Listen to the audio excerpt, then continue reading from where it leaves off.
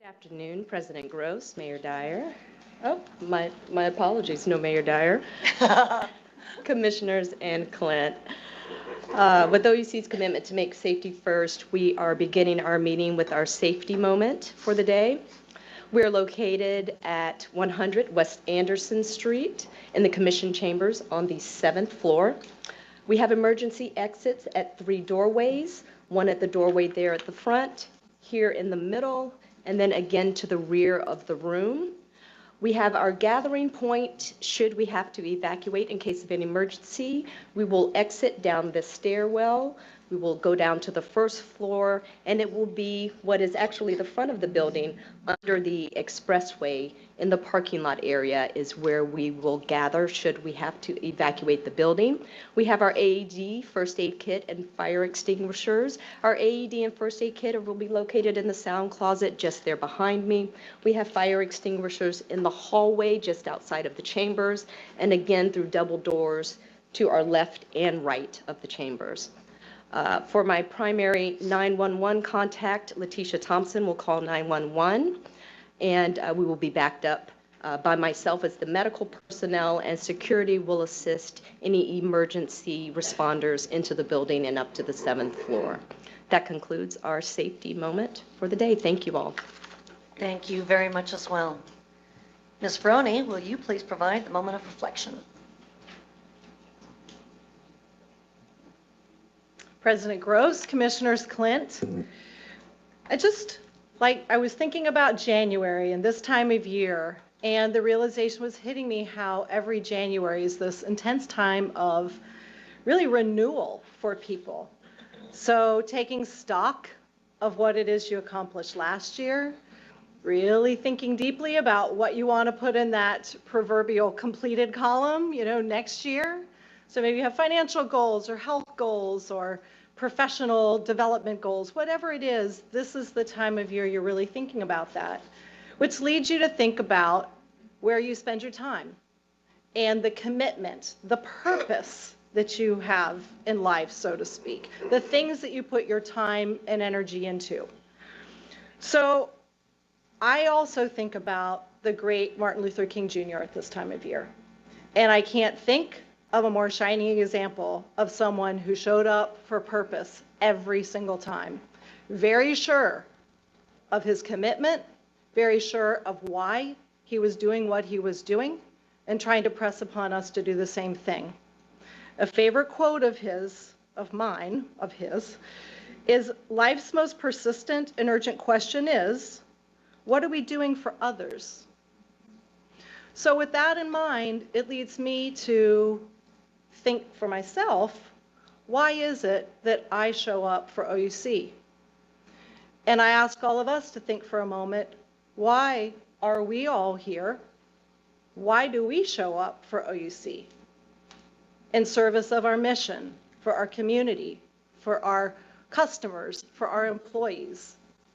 So as we start the commission meeting, I just ask that you all take a moment and reflect upon that. For some of us, it's a little newer. For others in this room, it's been for nearly 30 years or more. So with that, I hope we can use that to guide us as we conduct our business here today and over the coming year. Thank you. Thank you.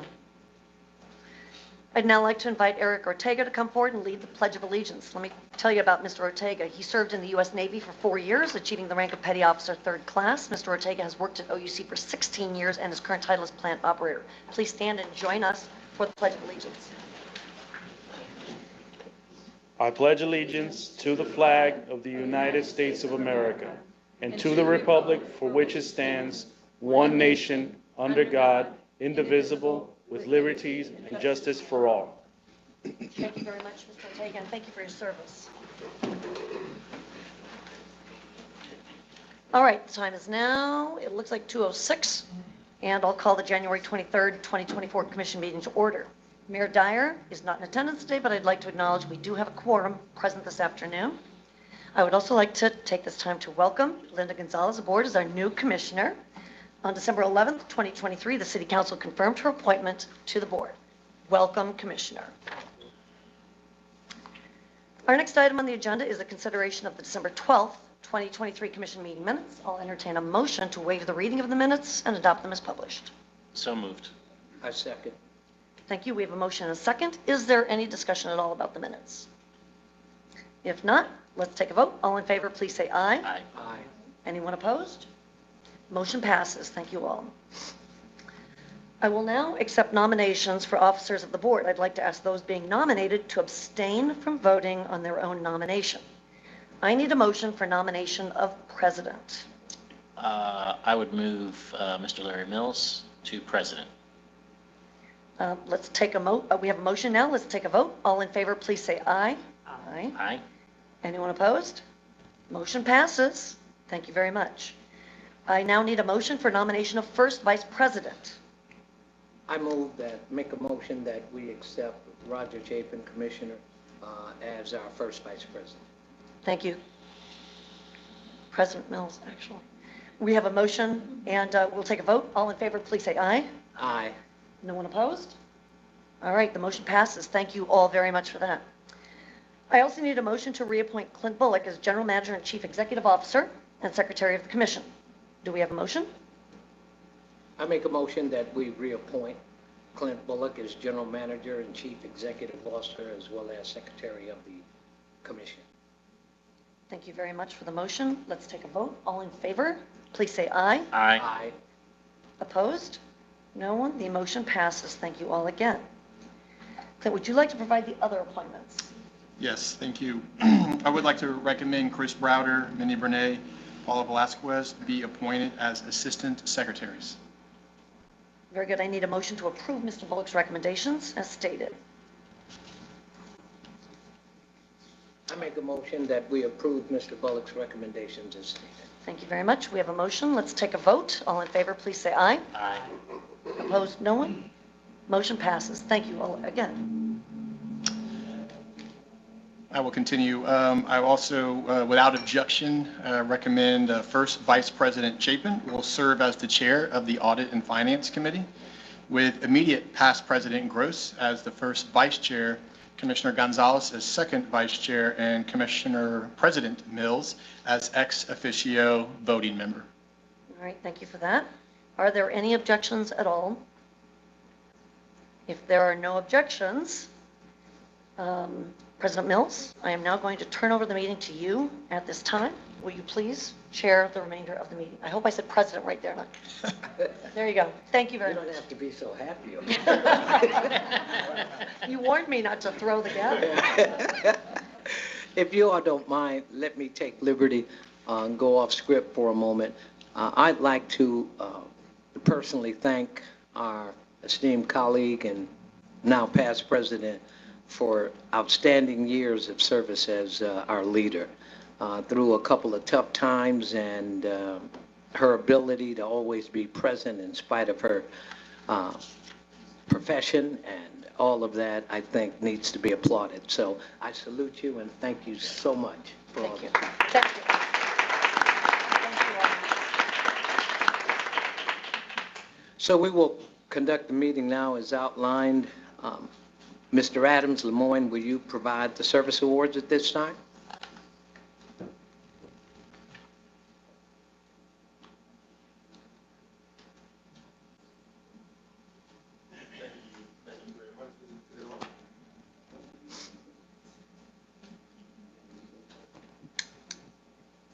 All right, thank you. I'd like to call Mr. Richard Bowley to the front, please.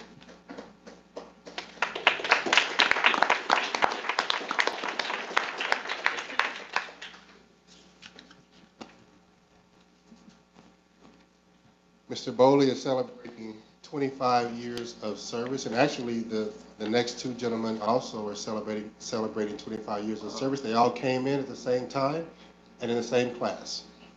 So Mr. Bowley started his career here at OUC in November 16th of 1998, progressed through the apprenticeship program, Line Tech 3 up to Line Tech 1 in 2006, and he is currently a lead line technician, which he made in 2017.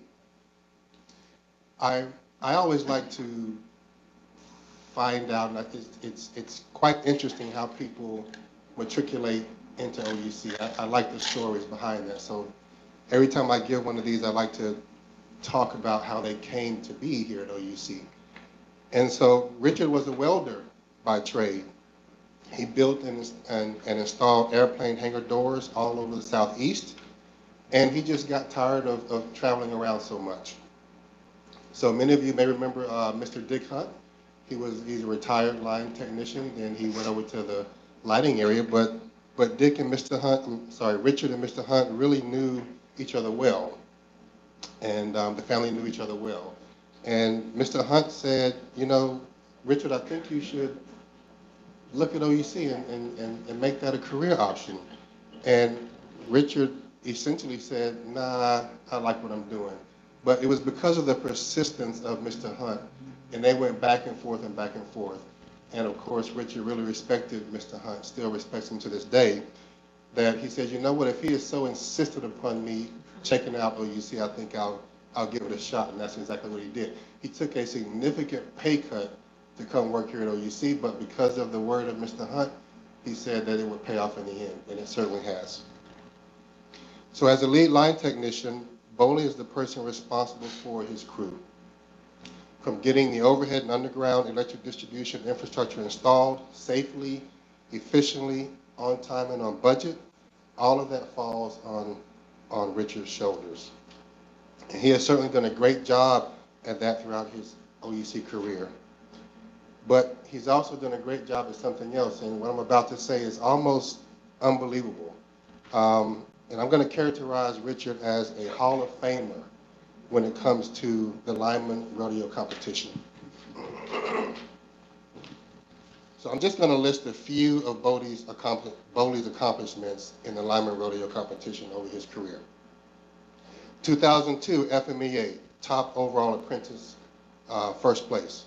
2006 FMEA, team, first place overall. 2006 International Lineman's Rodeo, team, first place overall in the municipality division, 7th overall out of 350 teams. 2007 FMEA, team, second place overall. 2007 APPA, first place overall. 2007 World Championship Lineman's Rodeo, first place team overall. 2009 FMEA team, first place overall. Excuse me.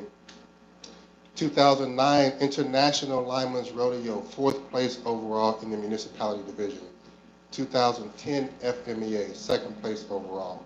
2012 FMEA, 1st place overall.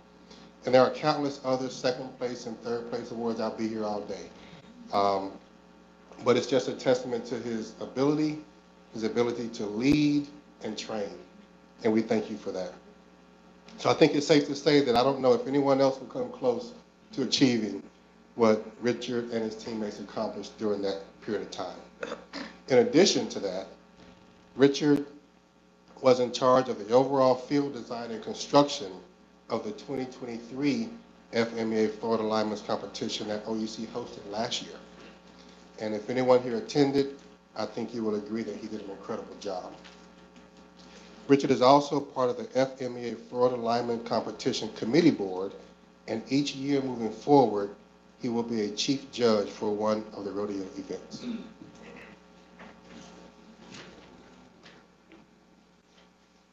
Richard has also received a Star Award for an innovative idea in construction standards, where he used his welding skills to fabricate a new way to attach arresters to 600 amp overhead switch disconnects, which we still use today. So throughout Richard's career, he has always looked for and introduced new and creative ideas to make our system safer, more efficient, and more reliable. And we thank him for that. His areas of interest are, he leases a hunting camp, which is only about 30 minutes away from his house. He spends a lot of time there hunting and fishing. He loves to vacation. He's done some snowboarding in Utah, and he also enjoys fishing on the coast and in the Bahamas as well. So Richard, that was a lot, but I wanted to get it in. We thank you, sir, for your 25 years of service. Looking forward to many, many years.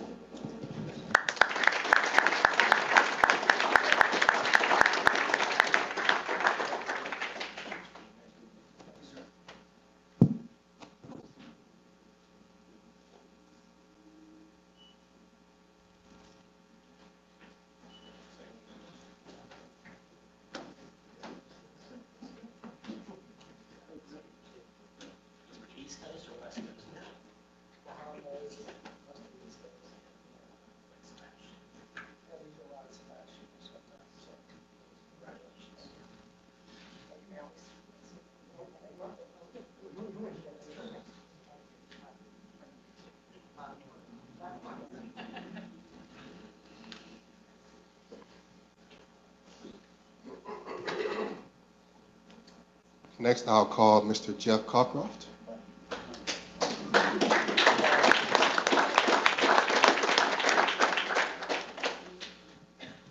Again, Jeff is also celebrating 25 years of service. Again, came in the same date, started the same date as Mr. Bowley. Jeff's current position is line supervisor, which he was promoted in 2023. So again, how he came to OUC. So many of us also remember Mr. Lee Kirkland, who was a manager down in distribution construction, and also Leo Taylor, who is one of the best line technicians that we ever had here at OUC. So they were all hunting buddies. They hunted a lot together, and on one of their hunting trips, Jeff was on vacation, and he received a phone call, and he had to go back to work. About an hour and a half, had to take the call. He drove an hour and a half back to work on his vacation, serviced that call, and then came back to the hunting camp. And so that impressed Lee Kirkland. And Lee said, you know what? OUC needs a man that's as dedicated as you are to come work for our company. And Jeff had no idea what a line technician was. But again, based on the word of Lee Kirkland, he said, you know, I need to look into that. And that's how, that's when he decided to make the career move to OUC. So as a line supervisor, Jeff is responsible for 2 construction crews and our transformer shop. Jeff is responsible for the safety of his team and ensuring that they have all the tools and equipment needed to install and maintain our electric distribution system. Jeff also thrives on mutual aid. He loves helping others in their time of need after hurricanes and extreme weather events. Over the course of his career, he has been to Tallahassee twice, Madison, Florida, 9 days in Maryland, and then 9 days in Long Island, spent time in Rhode Island helping others, and 7 days in Alexandria, Louisiana, and then 5 days in Winfield, Louisiana. Jeff says that he has a sense of reward from helping others in need. He also stated he's very driven to accomplish his goals and loves mentoring the younger guys in his new position as line supervisor. He loves to hunt. He loves fishing with his son, both saltwater and freshwater fishing. He goes boating oftentimes, maybe a week or 2 at a time. He coached Little League Baseball, and he actually coached Damon Atkins as a kid, who's now one of our line tech ones here at OUC. And he loves Florida Gator football. You know, yeah, he can't get everything right. From his coworkers, he's dependable, hardworking, willing to go above and beyond for the company, great mentor for the younger linemen, and passionate about his profession. We thank you for your 25 years of service.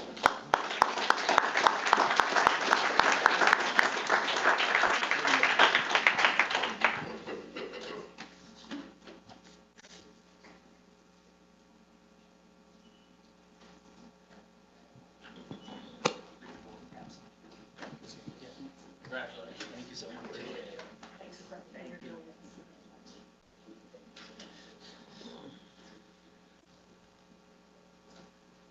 Last but certainly not least, Mr. Sean Frazier.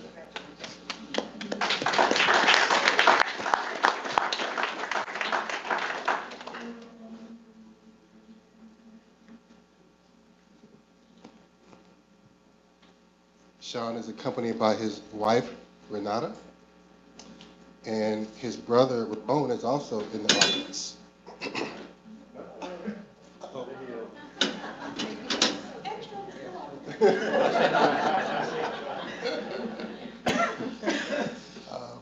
So Sean is currently a trouble technician here at OUC. He was promoted to that position in 2007. But when he was in high school as a senior, he ran track. And he ran track against some people that lived in the Titusville area. So a friend of his asked, hey, what are you going to do after high school? He said, I think I'll join the Navy. And his friend says, well, you know, your dad's a lineman at FPNL, and I know a few people over at the coal plant at OUC, and I think they're hiring. So, you know, Sean always wanted to be like his dad, So he said, you know what, I think I'll kind of pivot from my thought of going to the Navy, and I'll try and get this job at the coal plant. And he did. He was a contractor there for, he says he remembers it like it was yesterday, 1 year and 3 months. He shoveled coal at the plant. Wade, he did a good job, I'm sure, back then. And then he applied for a job in construction, and that's where his career just took off from there. So as a trouble technician, Sean is a first responder. He responds to outages, lockouts, and trouble calls, such as flickering lights, or part light, or voltage issues. So in those cases, Sean's responsibility is to troubleshoot the problem and get the customer back in full power. And that's where Sean really, really excels. He absolutely loves helping customers and getting their power restored. The reaction that customers have is what he really enjoys because he loves the customer service so much. Recently, he recalled that a tree came down and the customer had a 2-week-old child in the home. So Sean remembers running cable, getting everything repaired. His knuckles were bloody, but he essentially went over and beyond because he did not want to let that customer, leave that customer out of power. So he did whatever was necessary until he got the job done. So as you can see, he loves to work out. I often ask him, I often say, hey, where can I get one of those shirts with all the muscles in them? You know? Loves to work out. He loves to dress. He's a really snappy dresser. Him and his wife, they love to travel. They recently went to Greece. They've been to Thailand, Hawaii. They're going to Belize in February. Loves sporting events, Magic games, and night games. He's also a Florida Gator fan. Loves to spend time with his family. Loves old school cars. He owns a 1971 Oldsmobile Cutlass, his pride and joy. And they recently have a new addition to the family, a French Bulldog, 5 months old. Name is Tebow Frazier, after Tim Tebow, Florida Gators. So again, his coworkers, very hard worker, extremely dedicated to OUC, always willing to cover a shift or come in on an emergency. Very customer-centric. I didn't even really mention this, but every week or every other week, at least once a month, we always get customer emails or letters or customers calling in saying what a great job he did, the great customer service that he gave them, and how it was just a joy for him to come out to their residents and get them back in power. So we appreciate that from Sean. Outstanding team player, always willing to help his fellow trouble techs out, good-natured and great attitude. So Sean, we thank you. Thank you for your 25 years of service.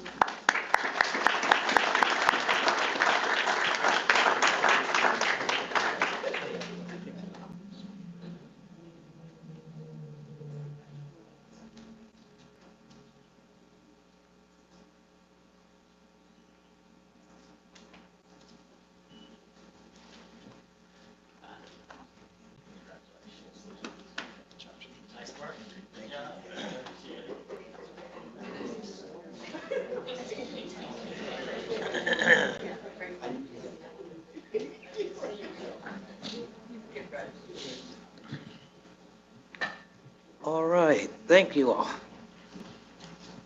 Great service, great service. All right, we will continue our meeting at this time. Ms. Asani Janice, would you come up and present the community recognition? I will. I believe we have a slide coming up. Francis is working on that. Thank you. President Mills, Commissioners, and Clint, it's nice to be here with you today. I'll be giving you a couple of updates this morning on our time and our treasure and the ways that we give back to the community. The first is about our leadership forum, which you can see on the left in those 4 pictures, and then our Executive Day of Giving on the right. Twice a year, OUC leadership, including chiefs, vice presidents, directors, and managers, gather for leadership forums intended to maintain strategic alignment, develop leadership skills, and provide an opportunity for team building. This past year, we also took time to give back to our community through volunteer activities. Our most recent event was held December 6th when we gathered at the Beardall Senior Center, located right near Reliable Plaza within walking distance from here, for our 2023 Fall Leadership Forum. The center was formerly known as Delaney Elementary School, and it's named for William Beardall, who was the mayor of Orlando from 1940 to 1952, which saw Orlando through the war and then the aftermath of the war. The venue is fitting because Mayor Beardall, like Mayor Dyer, was of course an OUC board member during his time in office, and under his leadership, OUC made over $120 million in investments through OUC's operations. He was also instrumental in many upgrades to Orlando's infrastructure that aided in the growth of the city, including the Orlando International Airport, which is now one of OUC's largest customers and a major economic drive of our region. We really want to give a thank you to the team at the Beardall Center because they were a great assistance to us and they really provided a wonderful venue for us that day. For a couple of hours at the forum, 117 company leaders from across the commission took part in a volunteer activity where we packaged 1,000 gift boxes for local senior citizens that were delivered during the holidays. Those gift boxes included little gifts like cozy hats and scarves, which they have certainly needed this winter season, coffee and tea, puzzles and brain teasers in large font type, and more. These were also accompanied by hand-signed holiday cards. Many of the employees took time to sit down and write cards while others were packaging up the boxes. Attendees also competed in a OUC gingerbread house competition, and then those gingerbread houses were left for the seniors to enjoy at the center. As you know, OUC is committed to the community we serve, and we conduct activities like this for all of our employees throughout the year. We actually have 4 quarterly events and then opportunities scattered throughout the year for them. And one I would like to tell you about, in addition to the leadership forum on the left, that's all the leaders out front of the Beardall Center, and you can see some of the gingerbread house competition. You see Ken going in with the icing in the upper right-hand corner, and then on the bottom is some of the box assembly.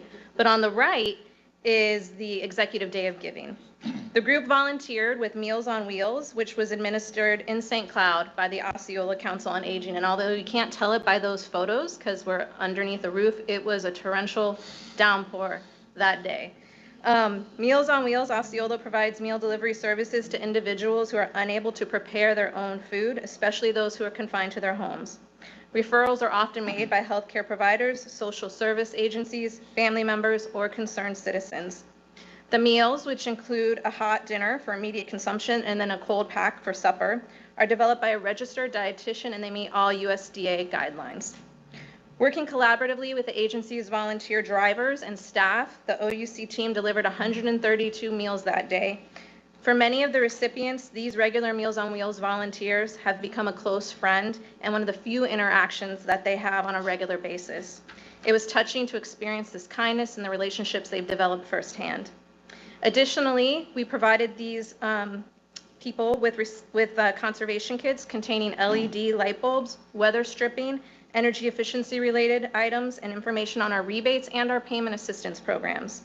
This is the 4th year that the leadership team has taken time out exclusively for this with our assistance. And we really enjoy the team building and the bonds that it creates. And as you can tell, there was a focus on seniors this year to tie into our 100-year anniversary.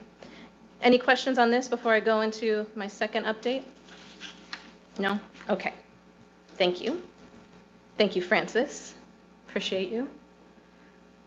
This year, the 2024 OUC Cares Workplace Giving Campaign focused on the theme of a century of caring, where we highlighted and honored the impact that OUC employees have made and continue to make in our community for the past century and into the next century. Whether it was the 1960s United Appeal Program or the program we know today as OUC Cares, our employees have remained dedicated year after year to our community and the organizations that we hold dear. This year's campaign ran for a total of 7 weeks, beginning October 24th and concluded on December 12th. We had a goal to raise $217,000, and I'm thrilled to tell you that we surpassed that by more than $15,000. Oh, Francis, I'm sorry. You were ahead of me. Can you go back to the second slide? So we raised a total of $232,416 this year. And you can see how that has grown over the years, how we took a slight dip during COVID, and we have now come back with our strongest campaign to date. A total of 520 of our employees donated to the campaign, which benefited nonprofit organizations throughout Central Florida and some even nationwide. Through this campaign, our employees have an option to provide weekly or one-time donations through their paychecks. It's deducted weekly, and it's routed either through the Heart of Florida United Way or United Arts to the respective organizations that they have chosen. A total of $24,047 was donated to Project CARE, which is in the yellow. That is our emergency assistance program that helps customers who are struggling to pay their utility bills. That is also administered by Heart of Florida United Way. And in this year, we did something kind of special. Well, actually, before I leave, you can see the light blue is organizations that were chosen through United Arts, and the darker blue are organizations that were chosen through United Way. This year, we did do a unique competition. I'll let Francis do it so I don't mess this up. And it was called Reaching the Top Together. And although it was a competition between the different areas, we really wanted to find a way for the different business units to work together to collaboratively meet or exceed our goal, which you can see, I already know that we did that together. And it really created camaraderie, and it really created an opportunity for leaders to engage their teams and give them an incentive to continue to give. I've got a big announcement today. I'm proud to say that Letitia Thompson and her team, the employee experience team, were the winners. They had the highest percentage of increase this year, increasing by 31%. Letitia and her team will have the option to receive a catered breakfast or lunch to be served by the remaining 6 chiefs at Letitia's choosing. So she's thinking about what she wants to do there. Congratulations to Letitia and the employee experience team. I have a video to show you about that we used at the actual opening breakfast and then throughout the campaign to help encourage donations. You'll see that it features some of our employees. And Francis, I will let you take the lead.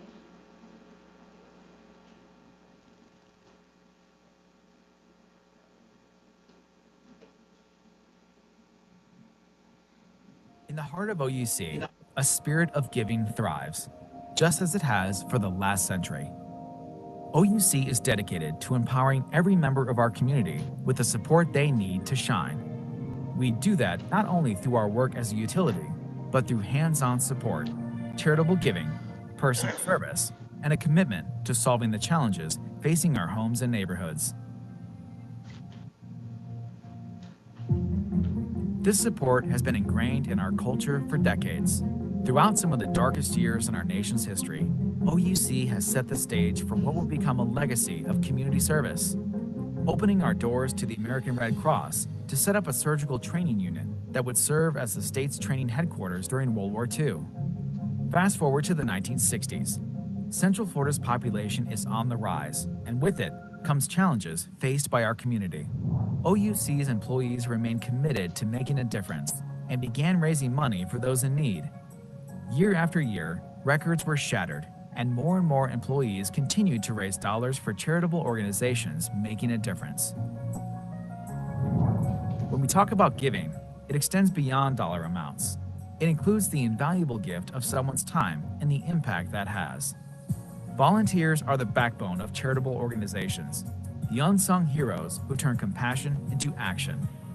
That's why in 1990, OUC launched Proud to Serve, an initiative to encourage employees to volunteer. The combination of volunteering and charitable giving amplifies the impact community organizations have, ensuring they have the means to enact meaningful and sustainable change. In 2003, OUC created OUC Cares, a workplace giving campaign that streamlines employee giving. And since its inception, OUC Cares has raised more than $3.5 million for critical causes. Not only am I able to contribute, but I have fellow people at my workplace who are also contributing. And so together we're, $1, one person with $1 is not much, but many people with $1, and now you're able to make change. Why not? It's just like, why not? There's so many people who need more than what we have. We're blessed to have the benefits that we do. So it's just give a little. That goes a long way if you think about it. We have a lot of employees. Your $5 alone isn't going to pay someone's rent, but if I took all of those dollars and put them together, there's a lot of power in coming together and living united. What we want you to know is that you're directly impacting the wellness of our community, but also helping our children and our adults to thrive I give to OUC Cares because I really genuinely care about other people's future and how they feel about themselves. There are a lot of people that struggle every day, and if you can just put in a little bit to help others out, it would help them tremendously. The one thing I like about OUC is that they have a lot of options for who you want to donate to, different organizations that you care about, You're not locked into any one thing, if there's something you feel strong about, you can donate to it. We've put food on the tables of families struggling to make ends meet, reminding us that no one should go to bed hungry. We've supported our seniors, who deserve to age with hope, choice, and dignity. We've honored our service members, helping warriors recover and transition back into civilian life. We've invested in the future, empowering our youth with educational tools, such as the ability to read and write, and so much more. In just the past 10 years, OUC employees have helped more than 300 organizations nationwide, some of which have been around for more than 100 years themselves. So, as we embark on our second century as Orlando's hometown utility, we'll continue to stand united and harness the collective power of generosity for good. Because when we come together, we all leave a lasting legacy.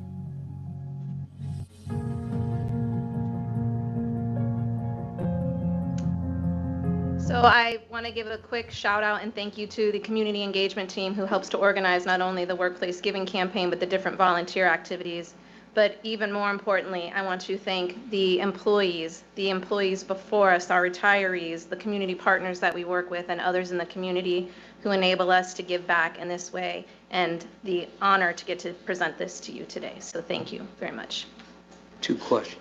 Oh, yes, sir. President Mills. First off, how do people who need the Project CARE funding, how do they find out about the program, and how do you determine who gets it? Great question. So we promote the program several different ways. It's in all of our bill inserts. We actually have run ad campaigns in the past for it. It's on bill, like actual bill, like somebody opens their bill and they see it on their bill, as well as on the insert. It's on our website. United Way also promotes it. If somebody's calling them and telling them they're in a hardship, United Way will refer them over. They are just instructed to call 211, and then United Way will work with them. And of course, if a customer emails or calls the call center, the reps will point them in the direction of United Way. They have to be behind on their utility bill. They must be in arrears. They must show they have a financial hardship, and they can receive up to $500 one time in a single year.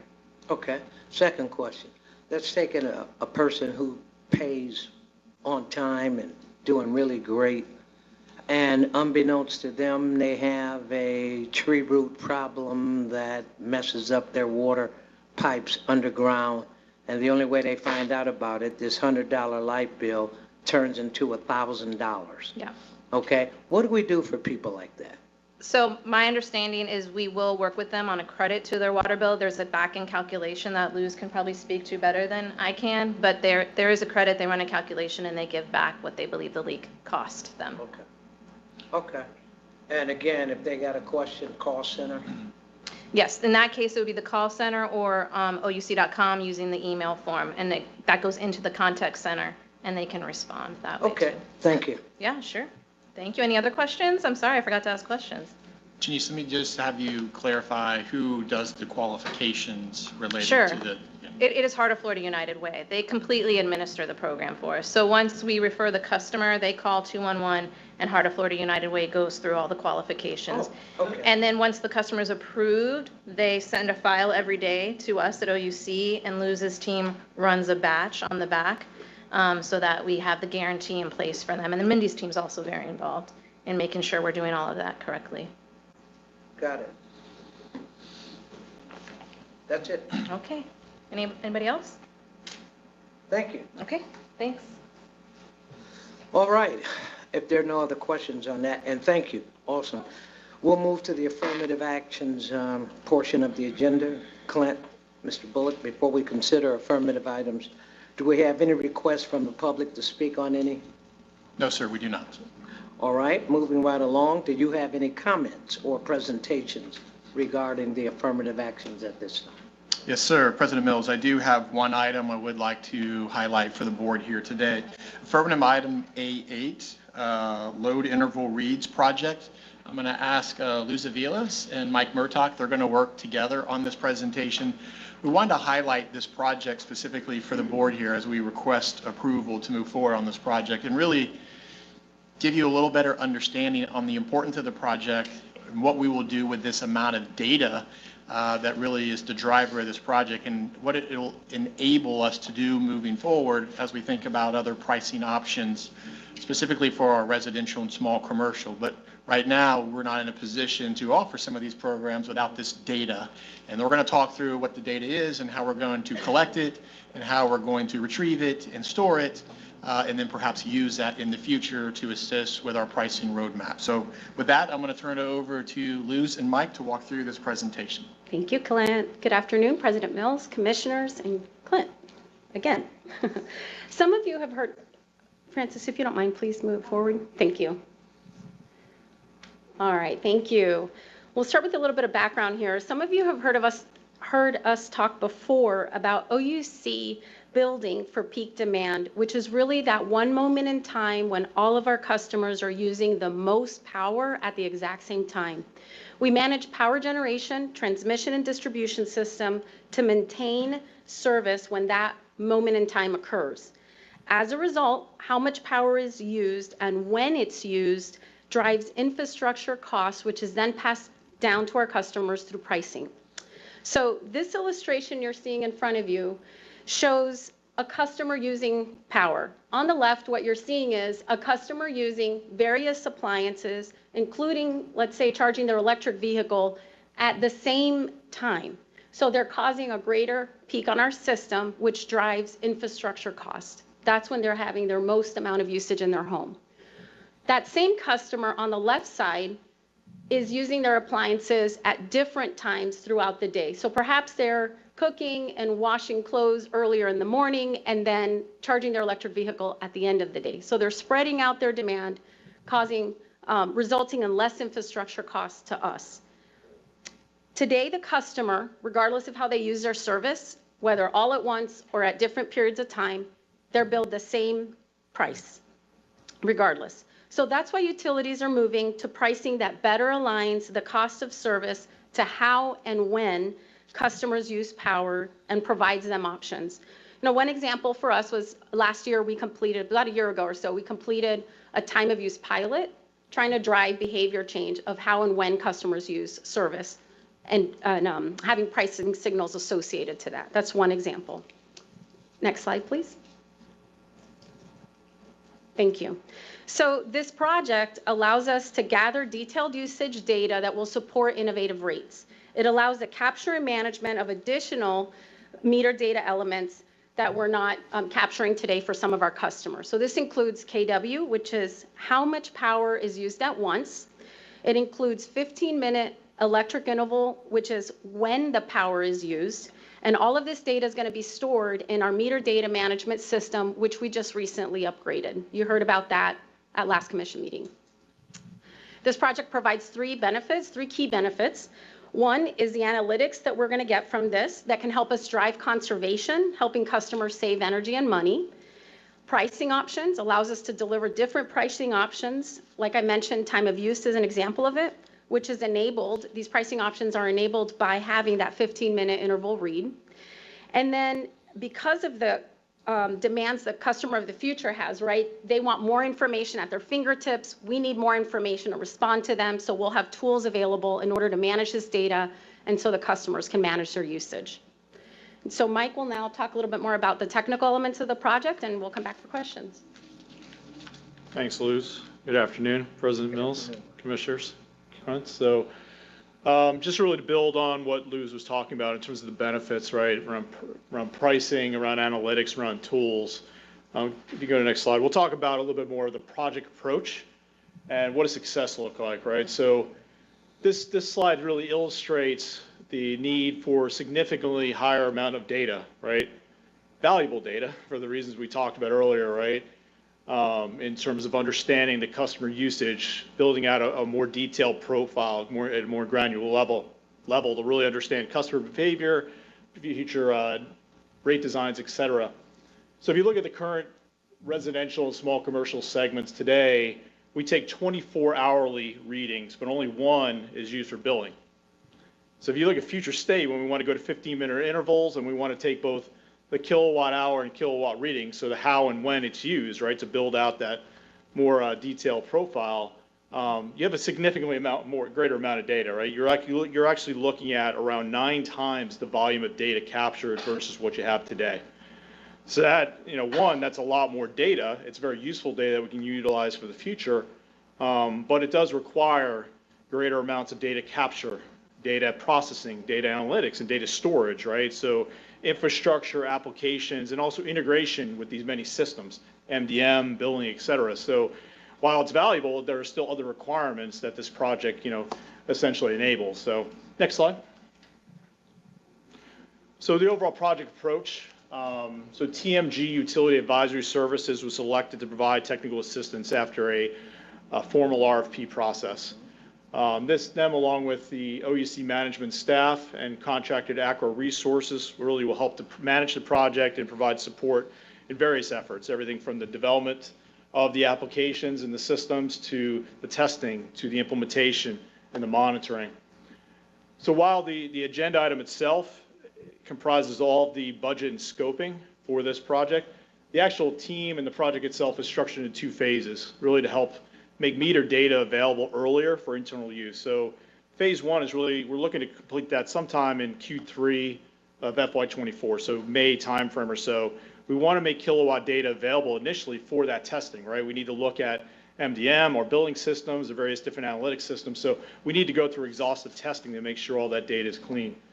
The full project is targeted to be completed in Q1 of fiscal year 25 with increased meter data volume and additional data details. So that's both, again, the kilowatts, but the kilowatt hours, right, the interval data that we're going to be looking at, and ultimately implementing that into full-scale production.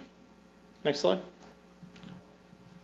So to dive a little bit deeper into the project, what does success look like? So as I talked about earlier, number one, we want to provide those kilowatt readings early.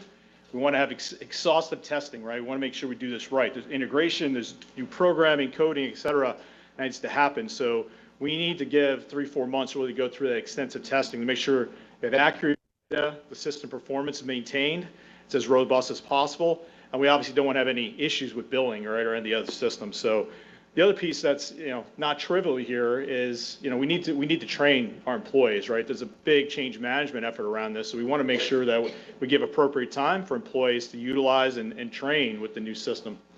And then finally, once we go live, we want to be able to monitor our applications. We want to make sure it's as robust as possible as we get to steady state applications. So we want to give the right amount of time to make sure, inevitably, there'll be minor issues that we want to go through and resolve as we get into kind of steady state. So next slide. So hopefully this gave you some insight and some additional information into the needs around load interval read. Our recommended actions today are first, commission approval of capital expenditure estimate for the load interval reads project in the amount of $2,982,820. Secondly, commission approval of a purchase order to TMG Utility Advisory Services Incorporated to provide technical assistance in the implementation of the capture and management of meter data in the amount of $1,137,308. And then finally, commission approval of additional funding in the amount of $850,370 with conforming change order number 2 to ACRO to provide staff augmentation for the lower interval reads project, increasing the total purchase order for ACRO to $14,259,883.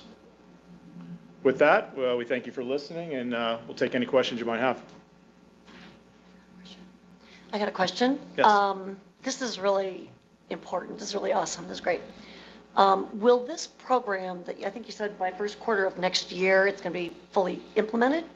Is this going to impact every residential and small commercial customer we have? Or is it still just a subset of our customer base? It's all our residential and small commercial. We'll start collecting the data and it'll be visible to us, not to the customers right away. And is this because we have smart meters already in place that we can do this kind of thing? That is, we just need to enable the system in order to look at the data, collect the data, store the data. So we'll also get data on folks that have solar rooftop. and we can understand the difference and what days they require usage from the grid and when they don't. That's correct, and that's an important part of why we're also starting now in collecting data over a period of time, because we also want to understand what it means. Before we put a pricing option in, we want to understand how the customers are using their data, Yeah. collecting history on them. It's really an enabler. It's a bit of a foundational piece, similar to what we talked about a few months ago at the EDAP, Data Analytics Program, right? They're all going to tie together in terms of providing those insights. There's a lot of useful information there that'll really help to drive us forward, so. It's particularly good because in the world I work in, there is a lot of talk about not being able to afford, when we say afford ratepayers, we can't afford to build up the grid to just keep meeting new peaks.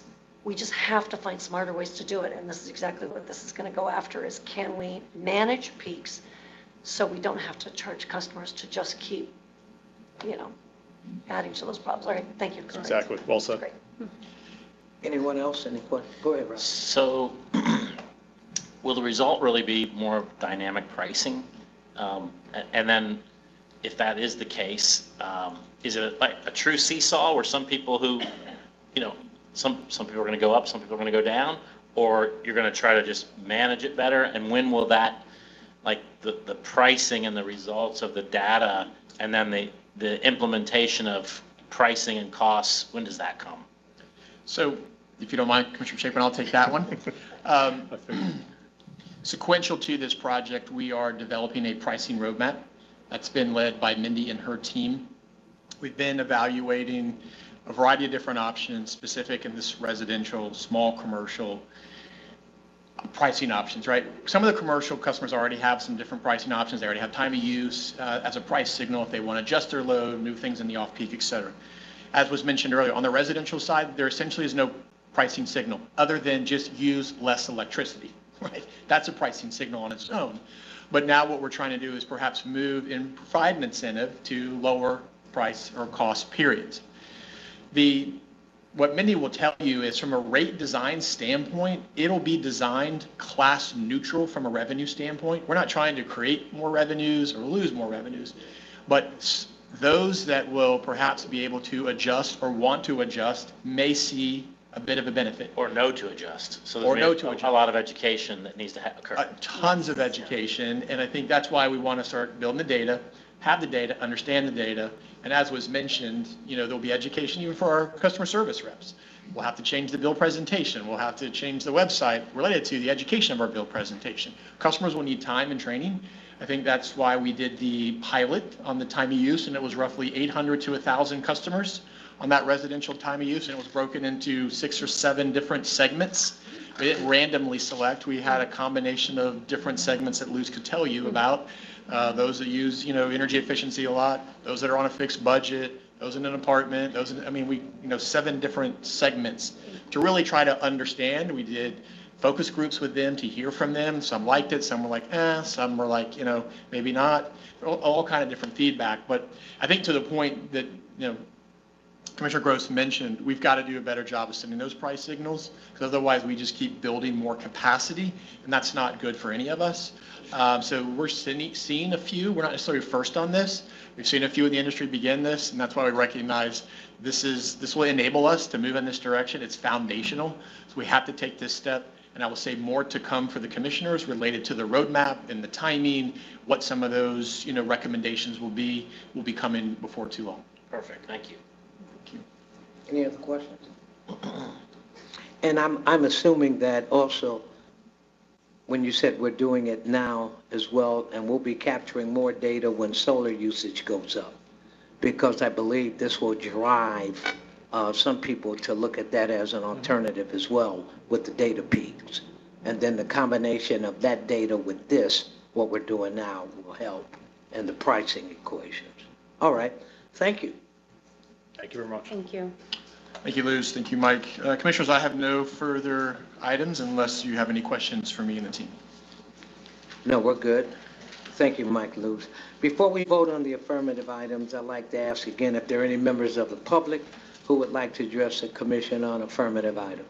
None on affirmative items. Okay. Then before we vote on affirmative items, do any of my fellow commissioners have any questions?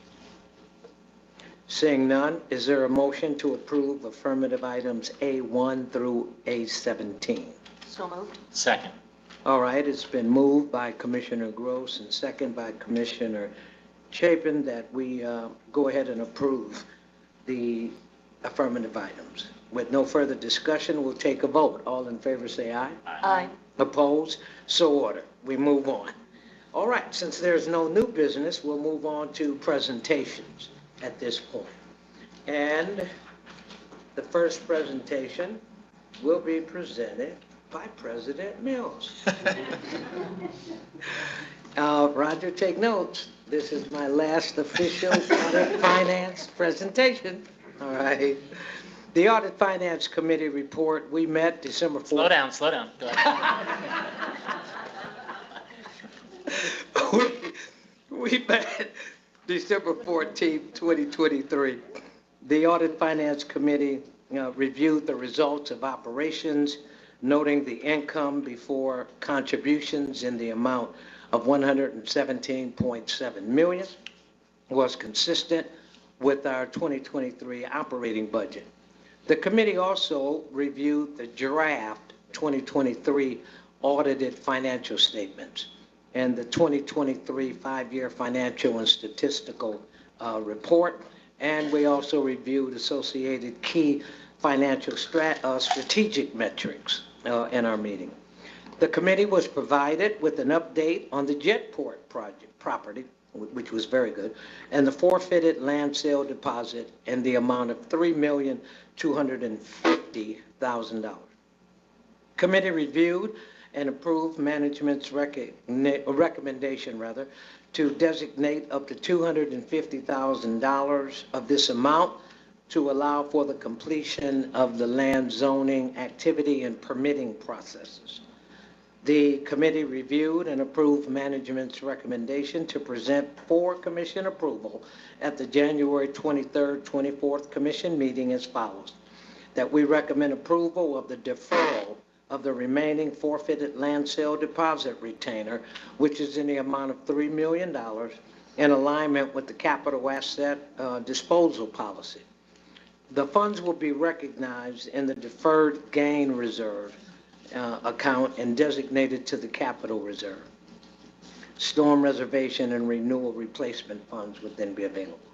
The committee was also provided with an overview of the lighting billing adjustments, which resulted in one-time bill corrections to our customers. Committee was provided with an overview of the internal control framework project, along with the processes and techniques designed to minimize risk and enhance financial and operational integrity. The committee also reviewed, are you catching this, Roger? It was a long meeting. I've got it on record. All right.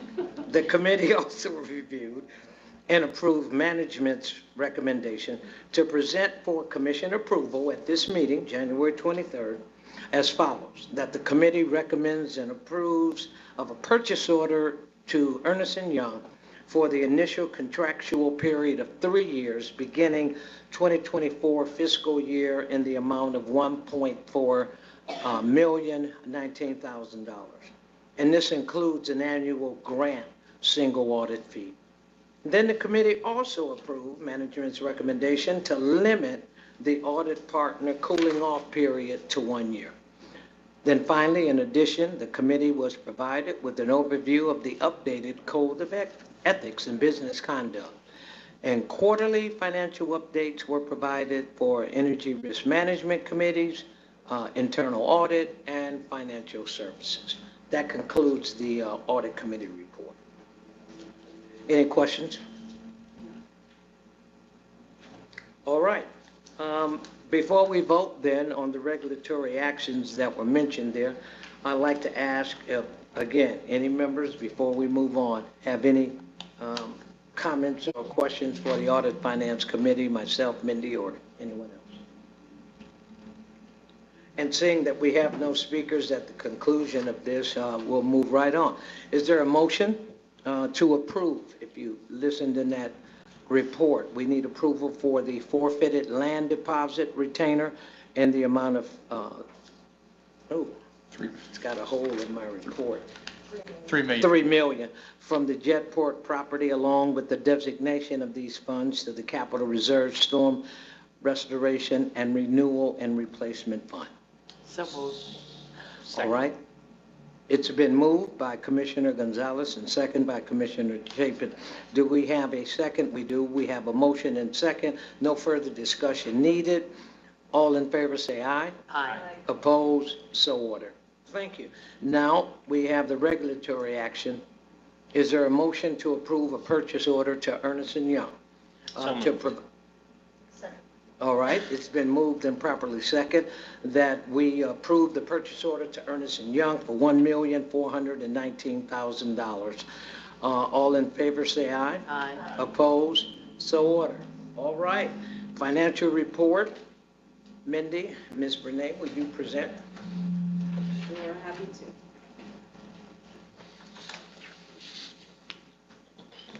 to. I sneezed a little today. I don't get anything up here. Okay. So, good afternoon, President Mills, Commissioners, Clint. I am here to share with you an overview of the December financials.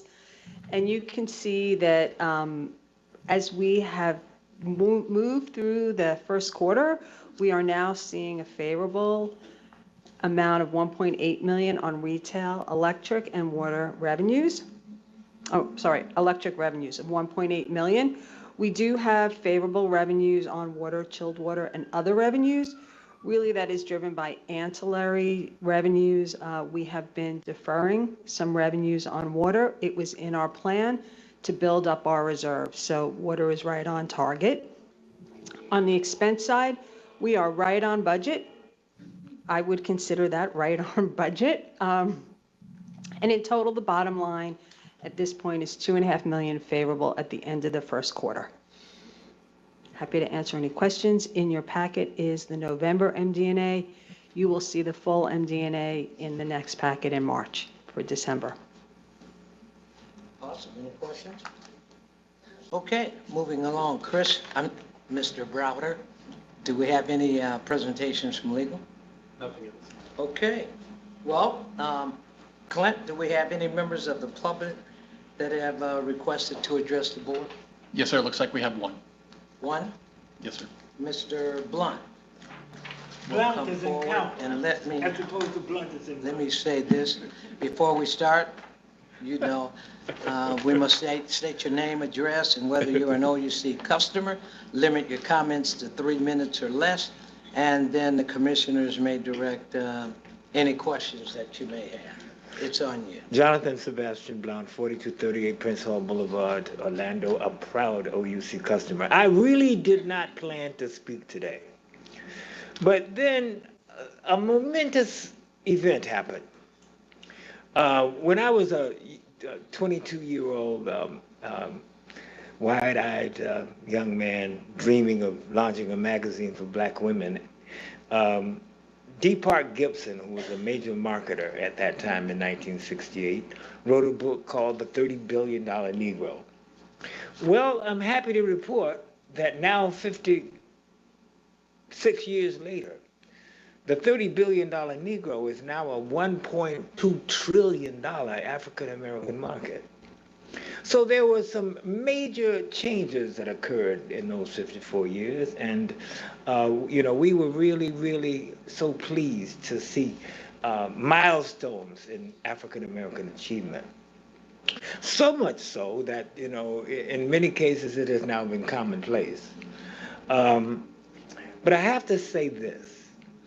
There are those of us in the African-American community who still take great pride in African-American achievement. And today I heard something that I didn't know I was going to hear. When our last African-American commissioner rotated off the board, it was a Christmas time meeting, and we had a little reception. So I said to Mayor Dyer, Mayor Dyer, what do we need to do? Do we need to mount a campaign to ensure that, we have continued African-American representation on the board? And he said, no, Jonathan, don't worry about it. I've got this. Well, boy, did he have it. because what he found was an African American that had business acumen and a tremendous background. It was totally perspicacious and also had a great community dedication as a community leader. And he found in that person, whom I now am just delighted and overjoyed to address as President Mills. Thank you. Thank you.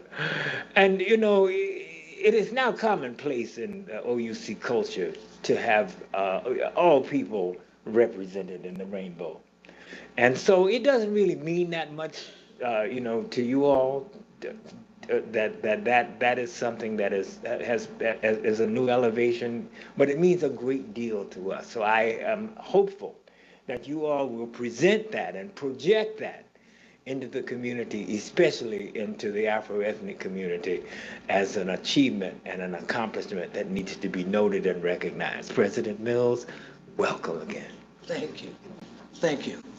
And trust me, we will make sure that is publicized, and I'm sure with your comments, the word will get out. All right. Thank you all so much, and I appreciate the honor. All right. We will move forward with General Manager comments. Thank you, President Mills. I do have a few items I would like to highlight for the board here during my comments. One, I would like to recognize Mr. Mark Thompson, our Director of Internal Audit. This will be his last commission meeting. As many of you know, Mark will be retiring here in mid-February. You know, Mark started an OUC in 2007 in our internal audit area, came in as a manager and quickly progressed as part of session planning into director. He's been a direct report to me, but clearly he's had a dotted line to our, you know, audit and finance committee, specifically the chair of that committee. He's really provided, you know, independent, you know, objective advisory service for the entire organization. And he's really done a great job, very professional job in doing that. Over his years of service, he's completed over 225 audits, and he's basically touched every part of this organization in some form or fashion through his audit business. He recently, in 2019, began the risk register to really help elevate and identify risk within the organization, more importantly, helping to identify and prioritize perhaps higher risk versus medium to low risk. Again, I really commend Mark in his approach. He's been extremely collaborative in how he has dealt with the entire leadership team, and we certainly appreciate his services. Even further, I appreciate him giving OUC advance notice so that we could do appropriate succession planning, and we have since moved in Gina Johnson, will be the new Director of Internal Audit upon Mark's retirement. They've been working extremely close together, and I'm really excited and proud of Gina. So Mark, sincerely, on behalf of all 1,200 employees, executive leadership team, and the board, just want to thank you for years of service, and we wish you a safe and exciting retirement. So, and let me just add to that. For those who don't know, Mark was very instrumental and helpful in combining audit and finance. Absolutely. And I don't think we could have made it flow as easy without Mark. So I personally appreciate and want to thank you for that effort.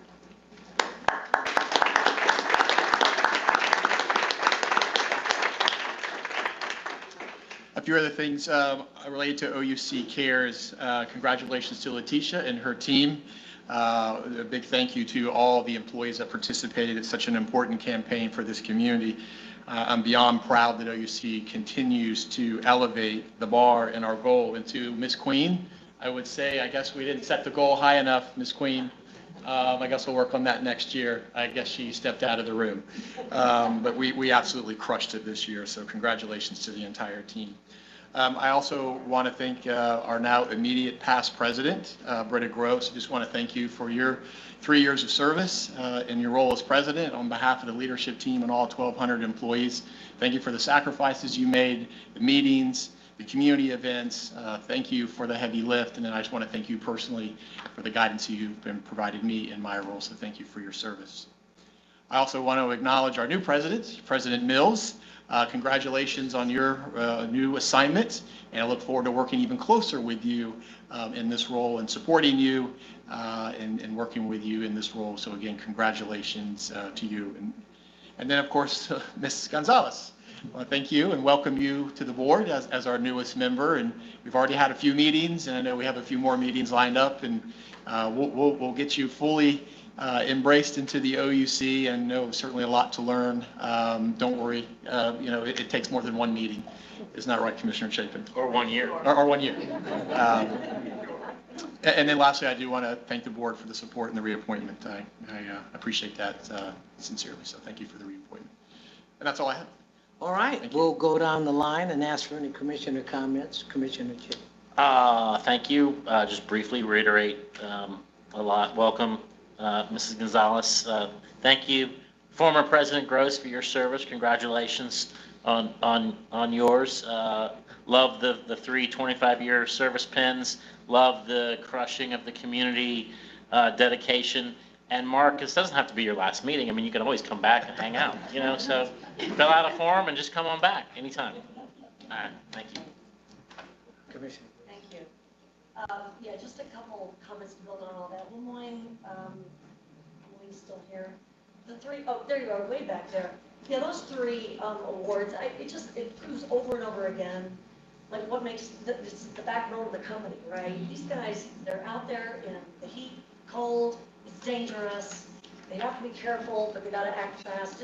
It's amazing. Like, this looks easy to me when I think about the careers those 3 gentlemen today have. So thank you for managing such a great team, leading such a great team. I'm not going to say any of the really mineral stuff because it's geeky, but I love it. It's really super, super important. It's really super important for the future. Mr. Blount, if you're still here, thank you for those comments. Your experience is different than my experience, so I don't know sometimes how much to appreciate and call attention to. So thank you for giving your perspective, because I can't appreciate everything you can. So thank you for that. I thought that was beautiful. And then lastly, I'll just say on my behalf, it was an honor and a pleasure to serve as a president for 3 years. It didn't seem that long. I know there were a lot of events along the time, but thank you for that. But it's also my pleasure to turn it over, and I appreciate your willingness to serve in that capacity too. But I hope you guys will all still call me for volunteer activities and other ways I can serve. I really did appreciate the experience. Thank you. Commissioner.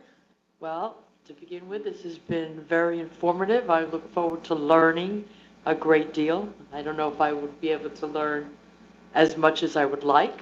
This is really outstanding. I want to congratulate you for OUC Cares. That is a great outcome, not only in volunteerism, but also in what you were able to raise with employees. The 3 gentlemen that have been here this long time and done so much to better everyone. I appreciated knowing that. And then lastly, I'm very excited to hear more about just the pricing piece. I think there is something really there in the world of business. I think Commissioner Chapin said it, dynamic pricing, but also understanding how that benefits not only your customer, but the organization. So this has been interesting. Thank you for all the knowledge you've given to me, especially Paula and Clint. And I look forward to knowing more. Thank you. All right. Thank you all very much, commissioners, for that. Again, welcome. Looking forward to working with you. Roger, thank you for accepting the new assignment. I think you're going to find it very, very enlightening, as I did. And Commissioner, past president, thank you so much for setting the bar so high. All right? Yeah, you really did an outstanding job. And so I'm greatly appreciative. My commitment to you all is the same thing I've been doing for the other years as audit finance chair, and just being a commissioner will continue in that vein. So we'll get very serious, and then we'll laugh a little and just have a good time in everything that we do. So again, thank you for the confidence, and I look forward to working with you all. Everything that I was going to say, and again, Mark, congratulations and thank you for the years of service that I've been here and what you've done. Everything I was going to mention, these guys have already mentioned, and so I'm not going to be repetitive, but greatly appreciative of the community action, greatly appreciative of the tenure here, and want to hear more about our lead and load program as time goes on. And we're grateful to have your expertise here to help us in that vein. All right. I'm sorry, I had a temporary moment. I thought I was still in the church and I was going to say if all hearts and minds are clear, but that's the other setting, okay? Here, we simply say, without objection, the meeting is adjourned at 3:18. Thank you.